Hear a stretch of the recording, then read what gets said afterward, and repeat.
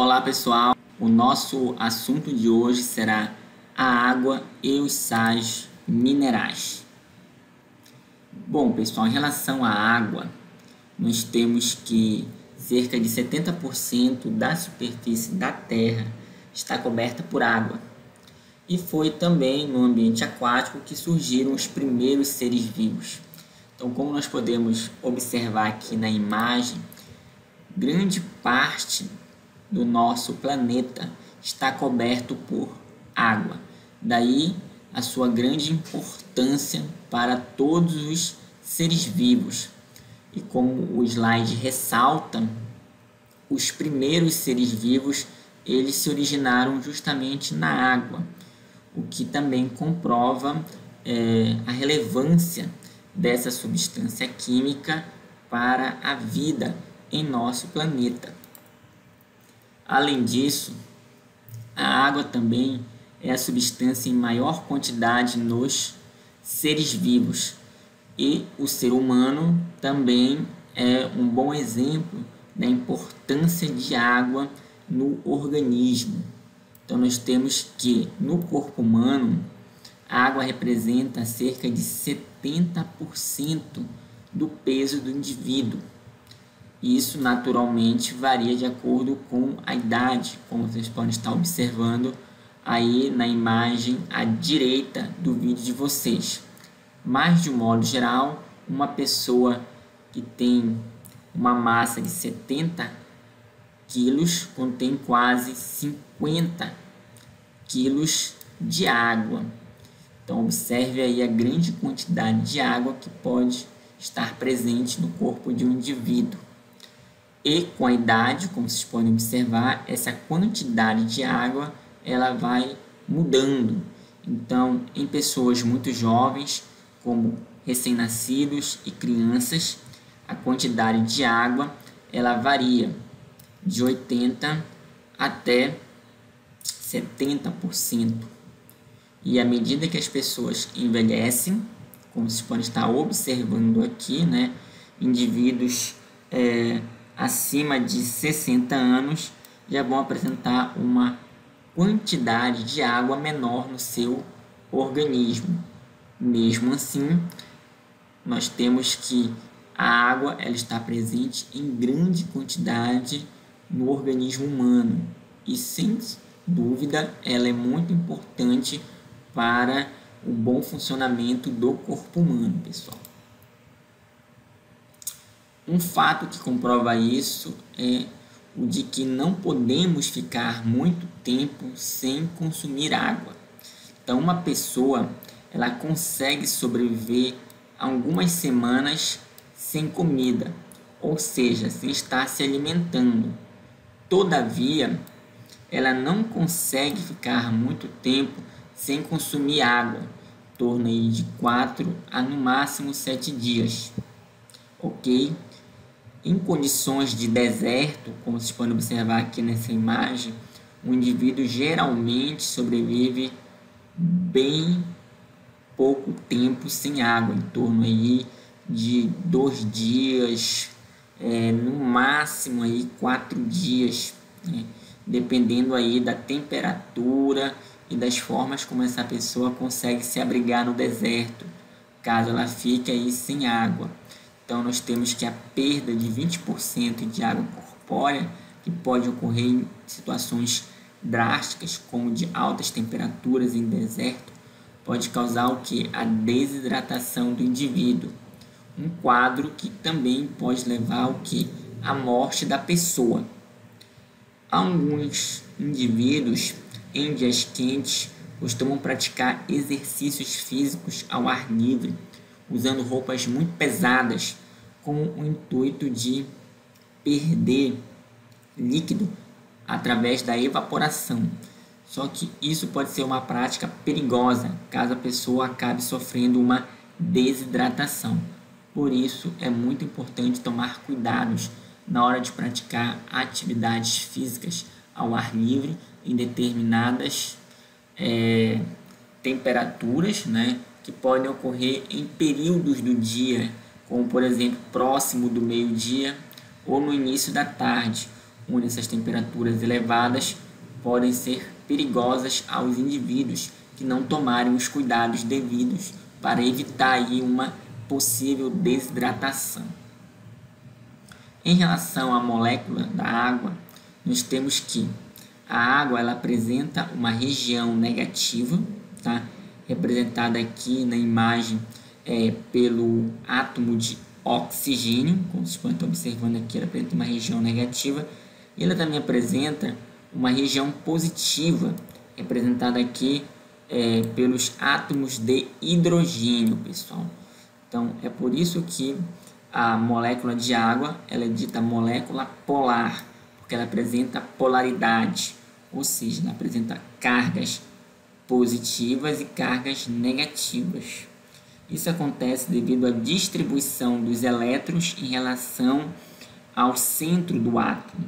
Então, o átomo de oxigênio ele tende a atrair mais os elétrons para próximo de si, enquanto que os átomos de hidrogênio tendem, a perder esses elétrons que acabam se afastando mais do seu centro.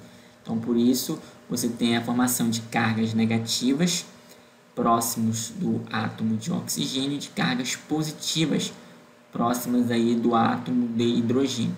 Então, a molécula de água ela possui 2 átomos de hidrogênio e 1 átomo de oxigênio.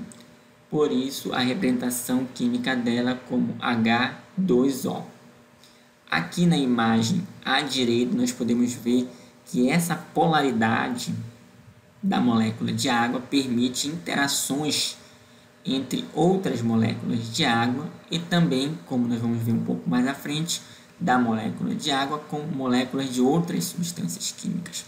Mas nesse caso aqui podemos observar que a polaridade ela contribui para a interação entre as moléculas de água, onde o oxigênio, que apresenta aqui uma carga parcial negativa, promove uma interação com o átomo de hidrogênio, que apresenta uma carga parcial positiva.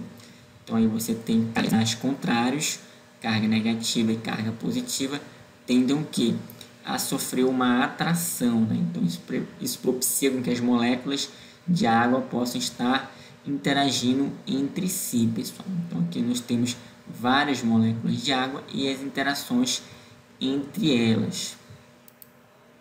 Além disso, nós temos que a água ela pode atuar como um solvente. Então, a capacidade da água de dissolver substâncias está relacionada à sua polaridade, como nós vimos no slide anterior. Ou seja, a atração entre cargas parciais da molécula de água e a carga elétrica da substância a ser dissolvida. Então, para entendermos melhor isso aqui, vamos observar essa representação da molécula de água interagindo com átomos de uma substância química, que é o cloreto de sódio ou sal de cozinha, em que ele é formado pelos átomos de sódio.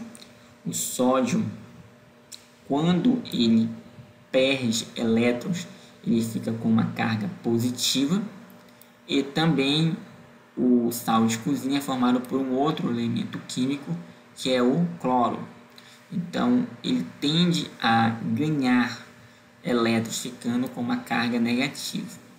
Então, você tem aqui que a interação que ocorre entre os átomos de sódio e o átomo de cloro propicia a coesão ou a estabilidade dos átomos na formação desses cristais de cloreto de sódio, onde eles ficam unidos justamente devido a essas polaridades, carga positiva e carga negativa, interagindo entre si. Todavia, quando o sal de cozinha ele entra em contato com a água, ocorre o que? A interação do cloreto de sódio com a água. Ou seja, nesse caso nós estamos falando de uma substância hidrofílica. Uma substância hidrofílica tem afinidade com a água e pode ser dissolvida nela. E é o caso que acontece aqui, onde nós observamos que, didaticamente, né, o átomo de sódio, ou no caso aqui o íon sódio, representado pela esfera verde, ele é cercado pelas moléculas de água, especificamente aqui nessa região onde você observa o átomo de oxigênio, que tem carga negativa. Então, as cargas negativas vão circular aqui essa carga positiva do íon sódio, pessoal. Então, o sódio fica dissolvido na água. Então, ele se separa do cristal. A mesma coisa acontece com o íon cloreto, que acaba se separando do cristal. Então, aqui vocês observam, né, que o íon cloreto ele fica rodeado pelas moléculas de água, mais especificamente pelos átomos de hidrogênio, que tem cargas positivas. Então, cargas positivas ficam rodeando essa carga negativa aqui. Tudo bem, pessoal? Então, isso possibilita aí a interação entre essas substâncias. Nesse caso, isso é possível porque, como a água ela é uma substância polar, ela interage com o cloreto de sódio, que também é uma substância polar. Tudo bem? Em contrapartida, nós temos as substâncias que são chamadas de hidrofóbicas, que são aquelas substâncias que não se dissolvem na água, tá? São substâncias apolares. Um exemplo é o óleo, que ele não se mistura com a água. Então, o óleo é uma substância apolar e a água é uma substância polar.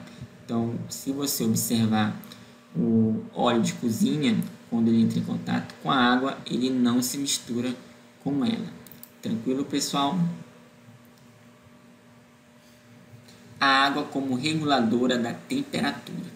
A água é importante para ajudar a evitar variações bruscas na temperatura dos organismos, pois ela apresenta o que nós chamamos de alto calor específico, tá? Então, sendo capaz de absorver ou ceder grandes quantidades de calor com pouca variação de temperatura.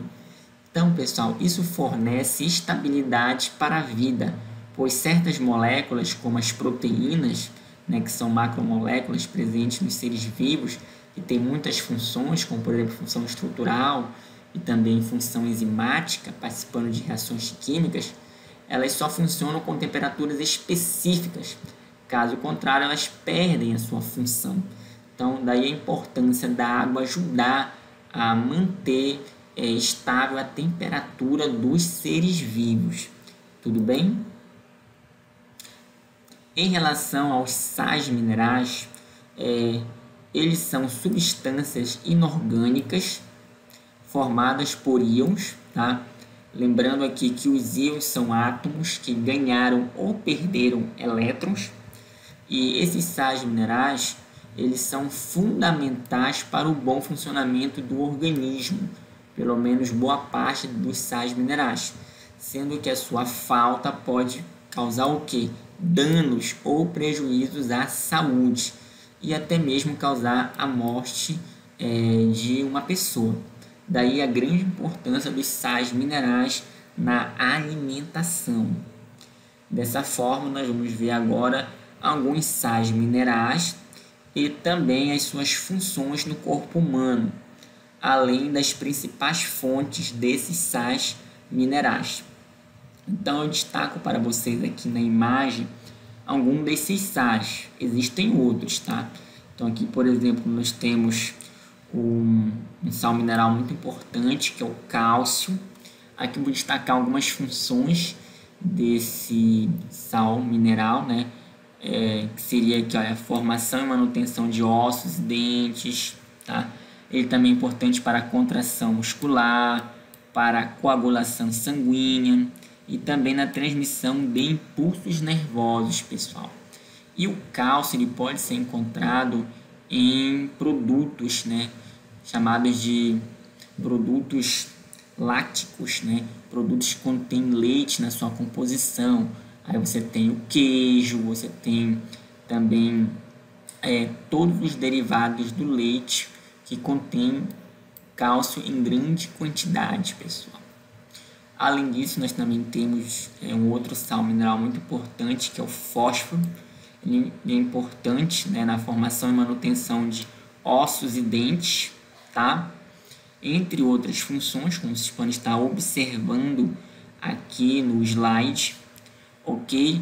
E uma das principais fontes de fósforo são as carnes, no caso a carne bovina, a carne de frango, é uma importante fonte de fósforo. Um outro sal mineral importante é o potássio. Ele está associado à contração muscular e também à transmissão dos impulsos nervosos, tá? É uma das suas funções. E o potássio ele pode ser encontrado, por exemplo, nas frutas. Então, daí a importância de você consumir esses vegetais. Um outro sal mineral importante é o sódio. Ele contribui justamente no relaxamento muscular, também na transmissão dos impulsos nervosos, tá? E o sal mineral, né, o sódio, ele pode ser encontrado, por exemplo, no sal de cozinha, pessoal. Atualmente, muitos alimentos industrializados contêm sódio, porque ele é utilizado para ajudar a conservar os alimentos. Mesmo aqueles alimentos que são doces, como alguns biscoitos, também contêm sódio na sua composição, ok? Um outro sal mineral importante é o manganês. Ele é importante na absorção de nutrientes e também no metabolismo energético. Ele pode ser encontrado em alguns tipos de alimentos, como é o caso dos grãos, pessoal, tá? Além disso, nós também temos um outro sal mineral importante, que é o magnésio. Ele é importante para a contração muscular, tá? E também para a formação e manutenção de ossos e dentes. E ele pode ser encontrado em alguns vegetais de folhas verdes, como é o caso do espinafre, por exemplo, e da alface. Um outro sal mineral importante é o selênio, né? Ele ajuda aí no bom funcionamento, né, do organismo e, em particular, o funcionamento da vitamina E. Uma das fontes de selênio são os peixes, carne de boi, frango, queijo, leite e também ovos, pessoal. São fontes de selênio. No caso aqui do ferro, ele é importante por causa da sua participação na composição da hemoglobina. E uma das principais fontes de ferro é justamente o fígado bovino, pessoal, que é uma fonte muito rica de ferro, ok? Nós também temos outros sais minerais, como o caso do zinco, que participa do metabolismo de carboidratos e proteínas, e também é importante na cicatrização. Ele pode ser encontrado em alguns alimentos, como o caso do amendoim. Nós também temos um outro sal mineral importante, que é o iodo.